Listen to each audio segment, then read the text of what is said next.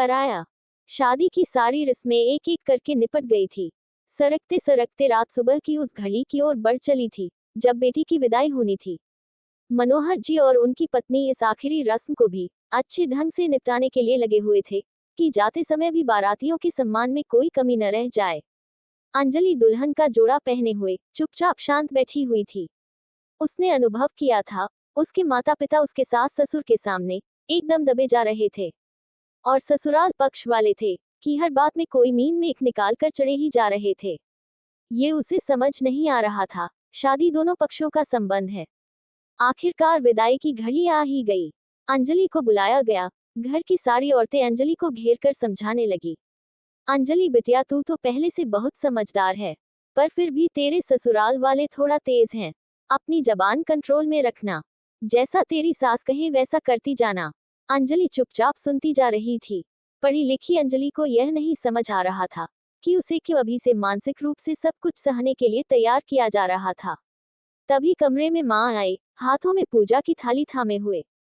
जैसे ही अपनी लाडो के पास गई, उसके माथे को उन्होंने चूमा और कहा, आज से मेरी लाडो तू पराई हो गई है। आज से तेरे सास ससुर ही तेरे माता पिता हैं। उनका अच्छे से ख्याल रखना। सेवा में कोई कमी न रहे। अगर दो बातें सुना भी दे तो सुन लेना। क्या तेरे माता पिता तुझे डांटते नहीं हैं? मैं इसलिए कह रही हूँ मेरी बिटिया, क्योंकि मुझे पता है तू अपनी दीदी की तरह सीधी नहीं है। गृहस्थी चलने के लिए पत्नी को ही थोड़ा सा झुकना पड़ता है। इतना कहते कहते माँ की आंखों में आंसू उमड़ पड़े। उनकी आंखों में सैलाब उमड़ना था कि पूरे कमरे में सिसकियां का दौर चल पड़ा। अंजलि की दीदी पास में ही अपने बच्चे को गोद में लिए रुमाल से आंखें पोंछती जा रही थी। इकलौती पूरे कमरे में वही थी जिसने अंजलि से ये नहीं कहा था, सब कुछ सह लेना। वो शायद जानती थी, सब कुछ सह लेने से भी समस्याएं हल नहीं होती। अंजलि की दूर के रिश्ते की बुआ, जो पिछले 10 सालों में कभी नहीं आई थी, वो तो सबसे ही ज्यादा फूट फूट के रोने लगी। हाय मोरी बिट्टी, आज से पराई हुई गई रे। अब कौन इस बुआ को याद करी है? चुप करिए आप सब, अंजलि जोर से चिल्लाई। गला उसका भी भरा था। क्या हो गया है आप सबको? मेरी शादी हुई है, मैं कोई मर नहीं गई हूँ आप सबके लिए। ये कैसी नसीहतें दे रहे हैं आप लोग? ये पराई पराई क्या भाजते जा रहे हैं? मैं ससुराल वाली हो गई हूँ, इसका मतलब ये नहीं है कि मैं आप सबसे दूर हूँ। अरे बिट्टू, ऐसे नहीं बोलते।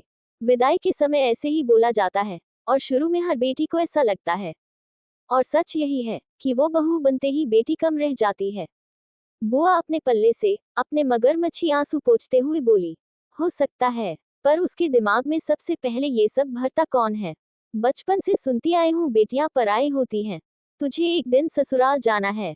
दीदी को देखो कितना सहती है ससुराल में, पर मजाल है कि एक शब्द भी कहे, क्योंकि उनके दिमाग में भी बैठ गया है, लड़की ब्याह दी गई मतलब माता पिता के लिए मर गई। अंजलि का गुबार निकल चला था। बस वो जाते जाते अपनी बात इन परंपरावादी सोच वाली औरतों के दिमाग में डालना चाहती थी। जानती थी ये मौका भाषण देने का नहीं है, पर फिर कब मौका मिलता जब घर की सारी औरतें एक साथ मिलती। अगर मैं अपने माता पिता के लिए शादी के बाद पराई हो गई हूँ, तो सुन लीजिए, मेरा पति भी अपने माता पिता के लिए पराया हो गया है।